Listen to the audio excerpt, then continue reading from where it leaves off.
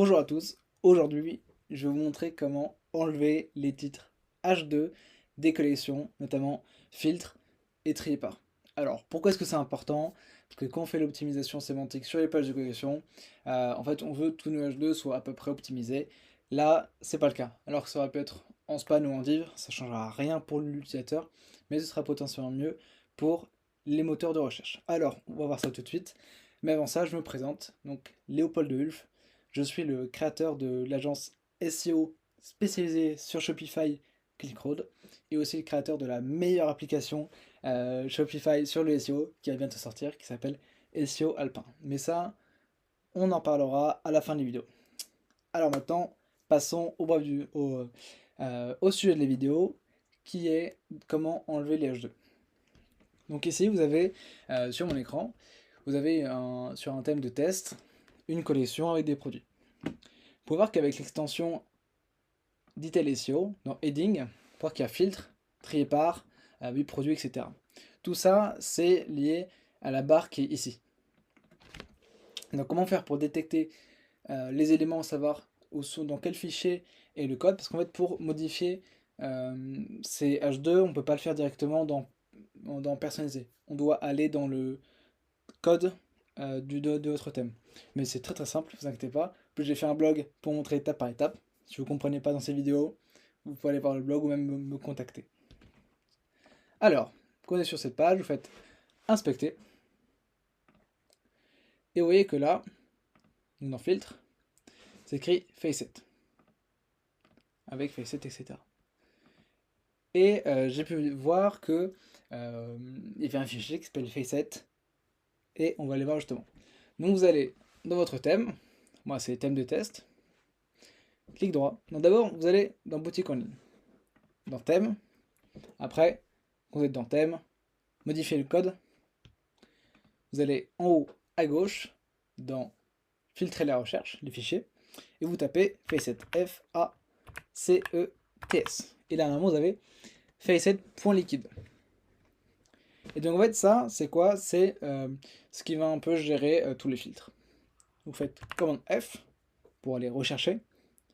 Vous avez plusieurs choix. Soit vous faites tout à la main pour seulement mettre certains H2 et d'autres non. Et après, si vous êtes bon en code, vous pouvez changer des choses, mais attention.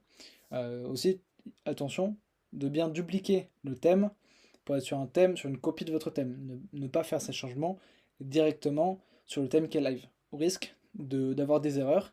Et après, vous pouvez avoir des erreurs sur le thème qui est live et perdre des visites ou alors avoir des choses bizarres. Et ça, on va éviter. Alors, vous faites H2.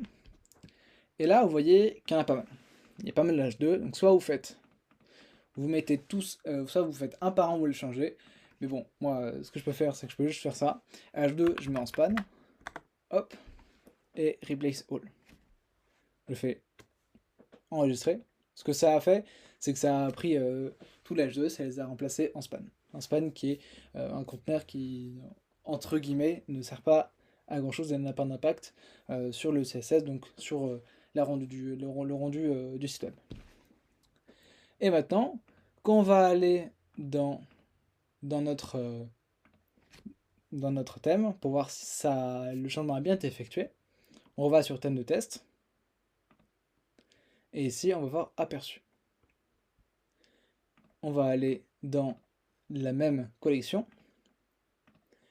Et dans Heading, vous voyez, on a seulement le H1 et après les H3 pour le produit. Mais il n'y a plus le H2 dans filtre smoothie et prix. Voilà. Maintenant, vous savez comment trouver et enlever les H2 qui sont sur vos pages de collection. Et puis moi, je vous souhaite une agréable journée. Mais juste avant, si vous avez d'autres questions, soit vous pouvez aller sur LinkedIn me contacter à Léopold de Wulf, soit directement me contacter par mail si vous avez des besoins d'accompagnement sur vos boutiques SEO. Et enfin, si vous cherchez la meilleure application Shopify pour faire du SEO, notamment pour gérer tout ce qui est manage interne, détection des canalisations, du contenu dupliqué, intégration avec la Google Search Console, et attention, il y a même des détections 404, assez logique, optimisation de la vitesse, optimisation des images, gérer le sitemap en un clic, le robot texté, faire des analyses concurrentielles de mots-clés. Tout ça, c'est compris dans l'application. Donc si jamais vous voulez la tester, je vous mets dans la description un formulaire pour avoir accès au groupe WhatsApp de bêta testeurs. Et enfin, avoir accès à la bêta de l'application. En fait, ça permet de gagner du temps et donc de l'argent pour votre stratégie. Voilà, merci de m'avoir écouté. Puis si vous avez des questions, n'hésitez pas, je pourrai répondre si vous me contactez. Merci, bonne journée.